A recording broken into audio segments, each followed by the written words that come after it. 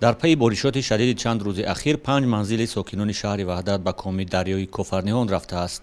Сокинон мегӯянд, шурӯъ аз субҳи рӯзи панҷшанбеи 14 май боришоти беисти борон сатҳи рудхонаи Кофарниҳонро ба таври камсобиқа боло бурда, об самти ҷараёнашро ба замини зери манзилҳояшон гардонид ва дар муддати хеле кӯтоҳ таги манзилҳоро кофта ба харобкорӣ сар кард. 3 хона доштум, ошхона, газхонаш, 5 туалет, ҳамаш ҳамиҷа. ҳавли хай 3 сотиқ будем. ҳама рафт. бачаи соҳиби хонам дар аскарӣ 8 моши. бачаи касалӣ қатимай дар хонаи додармай. киҷо бурам? Карантина ина зани додарам мега ки ҷо табио чикор кунам?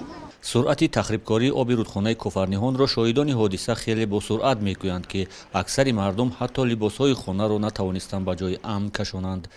Бибигул Салимова, яке аз сокинони зиёндида, мегӯяд 8 сол шавҳараш дар Русия заҳмат кашида пул равон карду ба тозагӣ манзиле бо шароити замонавӣ сохта тамом карда буданд, аммо об дар як лаҳза ҳамаро ба коми худ кашид.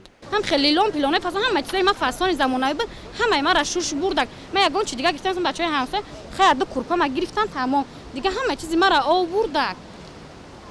Ма чикор кунам? Хай маро дастгирӣ кунам, ман ёшум, ман умрум бешуб гузашта, маро дастгирӣ кунам, маро хона зари нав бисян.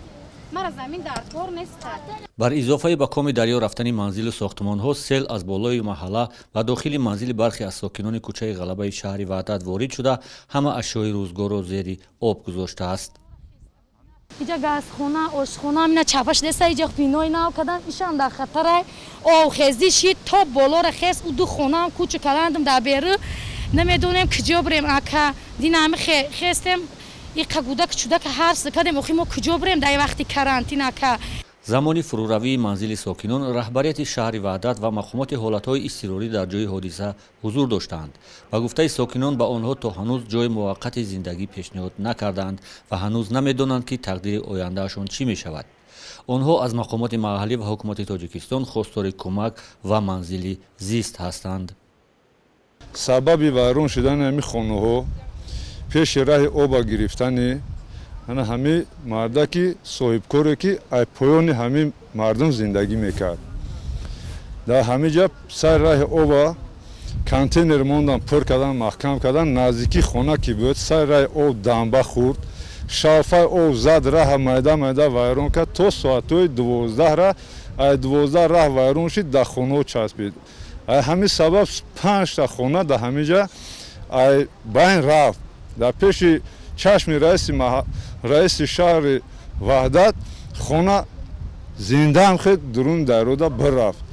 ана ки ҳамин мардум ҳозир ҳама бехонаву дар ҷо рафтанашона намедонанд, чӣ кор карданашона намедонанд. дар пайи селобҳо ва тунбоди рӯзи гузашта, як сокини ноҳияи Хуросони вилояти Хатлон низ ҷон бохта чандин хонаи маскунӣ ва қисмати аз роҳҳои мошингарди кишвар тахриб шудааст.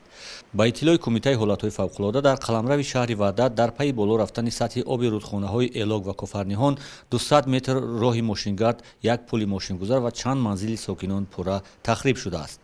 дар роҳи мошингарди Душанбе Чаноқ низ рӯзи гузашта дар 10 мавзеи ин роҳ селфароӣ рух додааст, аммо кормандони ширкат тавонистанд бидуни роҳбандӣ паёмадҳои селфароиро бартараф созанд.